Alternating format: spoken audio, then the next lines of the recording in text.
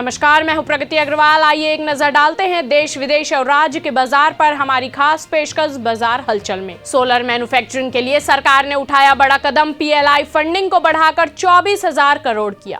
मंडियों में मूंगफली, बिनौला की नई फसलों की आवक बढ़ने से नरम पड़े तेल के भाव, सरसों तेल के दाम में भी गिरावट। वीके सारस्वत बोले, भारत भी हाइपरलूप टेक्नोलॉजी डिजाइन करने में सक्षम, विदेशी कंपनियों को दी जाए तकनीक दिखाने की अनुमति। 35 पैसे के शेयर ने निवेशकों को बनाया करोड़पति, 1 लाख रुपए बन गए 4 करोड़ से ज्यादा। सेंसेक्स की टॉप 10 कंपनियों में से 6 का मार्केट कैप 1.18 लाख करोड़ रुपए बढ़ा। देश की सबसे बड़ी कंपनी रही फायदे में।